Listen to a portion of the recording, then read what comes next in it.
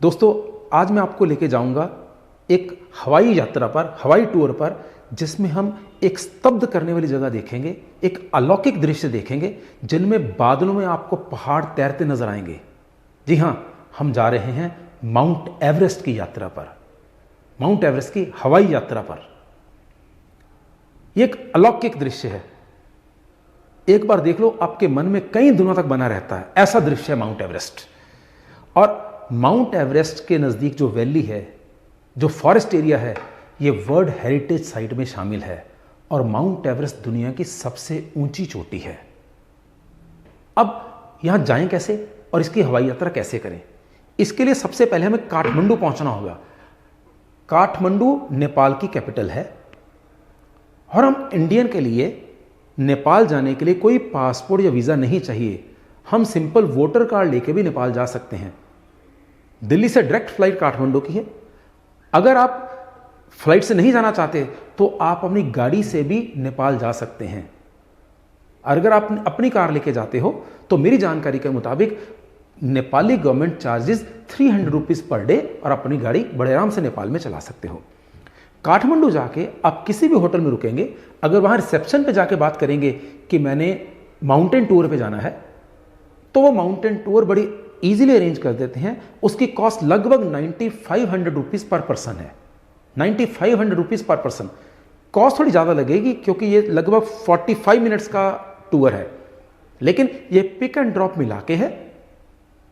और इसमें जहाज में 50 से कम सीटें होती हैं, और उसमें आधी सीटें खाली छोड़ी जाती हैं ताकि हर बंदे को विंडो सीट मिले, ताकि वो पहाड़ का पूरा नजारा ले सके, बर्फ से लदे पहाड़, बादलों से लदे पहाड़ का पूरा आनंद ले सके। इसलिए टिकट थोड़ी महंगी है। सो हमने भी ऐसा ही किया। काठमांडू में होटल में रिक्वेस्ट करी, उन्होंने हमारे लिए ये टूर अरेंज कर दिया। और सुबह 5:30 बजे हमें निकलना था। सो 5:30 हम निकले, एयरपोर्ट पहुंचे। वहां एयरलाइंस वालों ने हमारा वेलकम किया और हम जहाज में बैठ गए। लेकिन आनंद वाली बात यह है कि जो एयर होस्टेस का जुनून था पहाड़ दिखाने का, बहुत ही मजेदार था। एक एक पहाड़ के बारे में बता रहे थे कि ये माउंट एवरेस्ट है, ये गौरी शंकर है, ये मकालू है। हर पहाड़ के बारे में जानकारी दे रहे थे। सो उसका भी आनंद बहुत आया। बिल्कुल पहाड़ों को नजदीक से जानने का मौका मिला। एक वर्ल्ड हेरिटेज साइट को नजदीक से देखने का मौका मिला। बेशक हमारे मन में सबसे ज्यादा जो अट्रैक्शन थी माउंट एवरेस्ट देखने की थी, लेकिन माउंट एवरेस्ट देख के तो मजा आना ही था। लेकिन बहुत आनंद आया मुझे गौरी शंकर की चोटी देख के। उसमें 2 चोटियां मिली हुई हैं, एक शंकर, एक गौरी। बहुत खूबसूरत देखने में लगी मुझे। और एक और भी कारण था, जब मैं 10th क्लास में पढ़ता था तो हमारे सिलेबस में कहानी थी हिंदी में, मेरे को एग्जैक्टली नाम याद नहीं, शायद नशा थी या कोई और थी, मुंशी प्रेमचंद जी की। वहां एक लाइन आती है, गणित मुझे गौरी शंकर की चोटी के समान लगता था। सो वो भी कहीं बचपन में मेरे मन में बैठी हुई थी, इसलिए गौरी शंकर की चोटी को मेरे मन में खास अट्रैक्शन थी, और थी बहुत जबरदस्त। सो आपको बता दूं कि 1852 से पहले कंचनजंगा को दुनिया की सबसे ऊंची चोटी माना जाता था। 1852 से पहले कंचनजंगा को दुनिया की सबसे ऊंची चोटी माना जाता था। फिर उसके बाद जॉर्ज एवरेस्ट, जो सर्वेयर जनरल ऑफ इंडिया थे, उनकी ड्यूटी लगाई गई माउंट एवरेस्ट की हाइट के बारे में जानने की, क्योंकि ट्रिग्नोमेट्रिक कैलकुलेशन नजर आ रहा था कि शायद ये ज्यादा ऊंची है। तो इसकी हाइट नापने के लिए गए कौन? वो गए एक इंडियन, राधानाथ सिकदर। राधानाथ सिकदर ये कलकत्ता के यानी वेस्ट बंगाल के ग्रेट मैथमेटिशियन थे। इन्होंने माउंट एवरेस्ट की हाइट नापी और it was more than 8848 meters. So ये दुनिया की सबसे ऊंची चोटी बन गई। इसका जो श्रेय है सिकदर जी को जाता है इसकी हाइट नापने का। वैसे दुनिया की सबसे ऊंची चोटी माउंट एवरेस्ट है। उसके बाद दूसरी चोटी जो कैलकुलेटेड सबसे ऊंची है वो है K2, जिसको गॉडविन ऑस्टिन भी बोलते हैं। ये इंडिया के उस हिस्से में है जो पाकिस्तान के कंट्रोल में है। पाक अक्बड़ कश्मीर में पड़ती है। और जो इंडिया में इंडियन गवर्नमेंट इलाके में जो सबसे ऊंची चोटी पड़ती है वो कंचनजंगा है। वो दुनिया की तीसरी सबसे ऊंची चोटी है।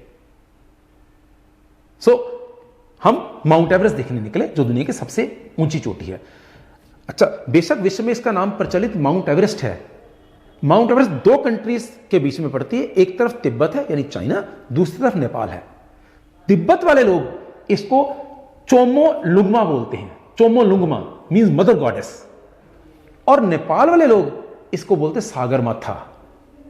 सागरमाथा, नेपाल में सागरमाथा के कुछ अलग अलग मतलब निकलते हैं, लेकिन जो सबसे कॉमन उसका सागरमाथा का जो मतलब निकलता है वो बोलते हैं सागर मीन्स स्काई, माथा means forehead, so it is forehead of sky, यानी आसमान का माथा है ये, सो इसको सागरमाथा बोला जाता है।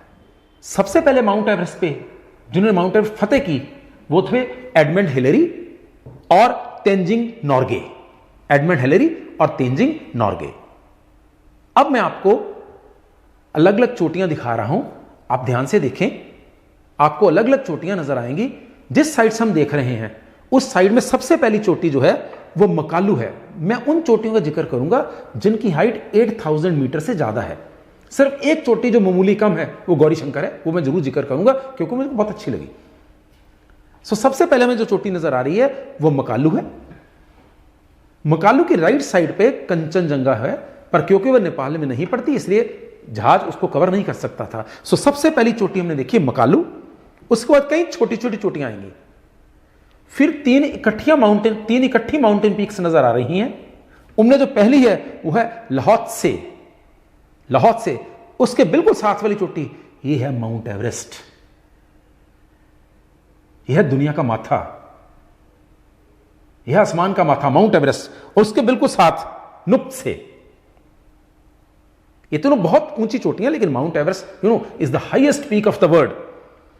उसके बाद एक कुछ दूरी पर हम मार्क करें, इसमें एक चोटी नजर आ रही है, उसका नाम है चो ओयो।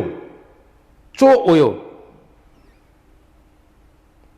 फिर अब देखिए यह जो चोटी नजर आ रही है, ध्यान से देखिए इसको, यह है गौरी शंकर, जिसमें आपको दो चोटियां मिक्स नजर आएंगी, एक छोटी सी गोल सी, एक ऐसे।